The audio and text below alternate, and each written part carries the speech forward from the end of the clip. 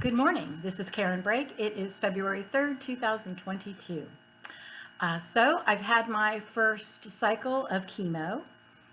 We started on January 14th with the gemcitabine, and it went really well. I felt really energized after it. I thought I was going to feel all weak, and I don't know what I thought, but I felt energized, and it went really well. The doctor was super informative and told me a lot of what to expect. My husband was able to come into the treatment room with me for a little while while the nurses sort of explained how things were going to go.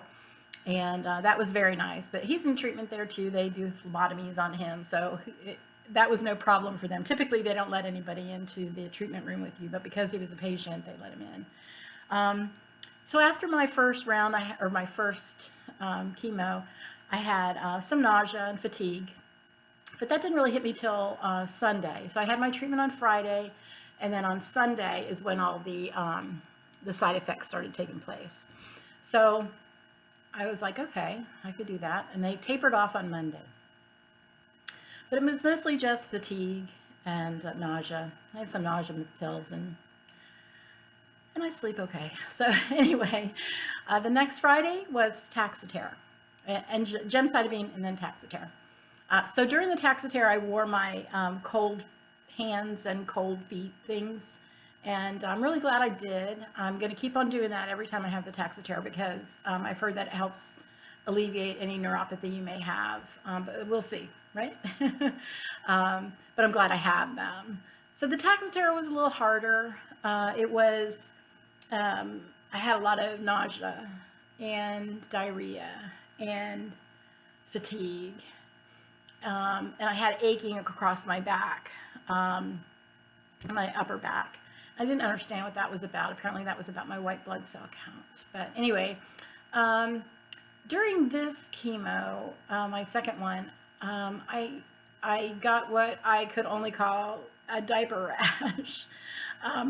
So here's an unintended consequence, or something nobody told me about, was that, when you're on chemo, what your body sends out of your body is chemically toxic as well. I mean, they talk about it. They talk about, making sure that nobody comes into the bathroom after, you wipe everything up and all that kind of stuff. And that's fine. I did all that, but it never dawned on me that I would have a rash, and it would get worse and worse and worse. So finally, the doctor called in a prescription for me, some steroids and some some other thing. Anyway, and that helped. But also, what helped is I haven't used this for years, but I used a little Desitin, and that helped a lot. That helped a lot to help protect my skin. So that was something I hadn't heard of, or nobody said anything about. So yeah, there's that. The fatigue and the nausea and all of that hit pretty hard. Again, on Friday I felt good. Saturday I felt a little sort of fatigued. But then Sunday is when it really hit hard, and it hit like a ton of bricks until the end of the day Monday. And so I went back in on Friday for my blood test. Every time they do a cycle, they take some blood to make sure your numbers are good and you're going to tolerate this well. And so Friday morning I went in, and this was my off day, so no chemo. But they took my blood, and my white blood cells had tanked. So they put me on, after some insurance arguing, or not really arguing, approval. We'll just say approval. So they did the approval for my insurance to put me on this shot called Zarzio. And it's a lot like Neulasta, but it's a series of 3 shots, and I go 3 days in a row, and it's supposed to boost my white blood cells and neutrophils. So I did that for 3 days, and it went really well, but every day the bone pain got worse, because apparently anytime you put something in your bone marrow, it's going to hurt. So apparently that was normal. But I took Claritin and extra strength Tylenol to try to alleviate the pain, and that was all important to do as well. So a couple of other things happened in the meantime. One of them is I lost my taste buds, apparently, because everything I ate just tasted terrible. And so I went to Publix. Somebody suggested on Facebook that I do this, and I went and did it, and it worked. So I went and got plastic flatware. I got a box of plastic flatware so that I could eat with it, and it changed everything. So my husband went to Sam's and got a big box of plastic flatware, so we're set for the plastic flatware. Anyway, it really made a difference. Everything and anything I eat that I eat with plasticware tastes much better. And I heard that was going to happen, so we were prepared for that. But it's actually a very helpful hint. Although I haven't felt like eating too much. Although the other day after my traumatic afternoon with my husband, I'll tell you about that in a moment, I went to get my other shot and stopped by Publix to get a piece of cake. And I ate the whole piece of cake. I got home, I got my plasticware, I was like, yum, yum, yum, all the icing and everything. I'm like, so what, diabetes? There you go. Inject a little more insulin. Anyway, so the traumatic afternoon with my husband, I was on the phone with my daughter and scratched my head, and out came a big clump of hair. Now, up to this point, I had been pretty hopeful that I wasn't going to lose my hair yet, because last week I felt a tingling in my scalp, and I felt like it would be falling out right then. And then the tingling stopped, and I was like, all right, those follicles are hanging on for dear life. But no. They were just waiting to die of slow, painful death. Anyway, so I scratched my head again. There was another clump, and I yelled to my husband, I need a buzz. You got to get me buzz. So as a result, I am buzzed. Thank you for all your encouraging words on Facebook, and it's been traumatic. I didn't think it would be. I thought, hair is pretty superficial. I get that. And so I thought, I could do that. That's okay. But the whole time he was cutting it off, I was crying my eyes out. It was crazy. And he was yelling at me because I was trying to take pictures as I went. But in the end, it had to be done, and it is done. And I don't know.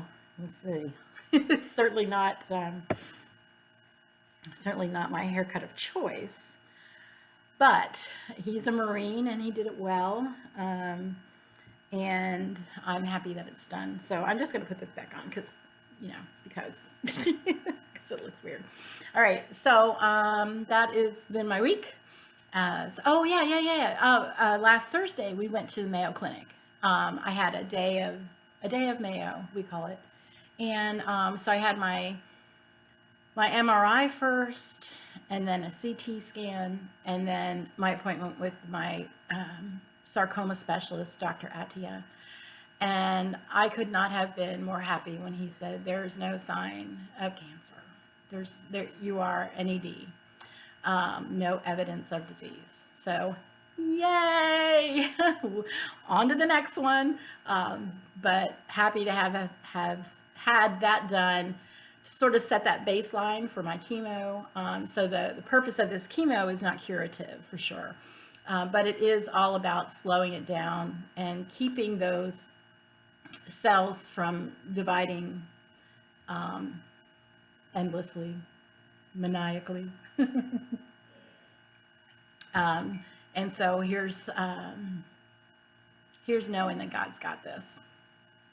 He's good. He's good. Even if there was cancer, or even if there was something, God is still good. He's the author of this. He has control over it.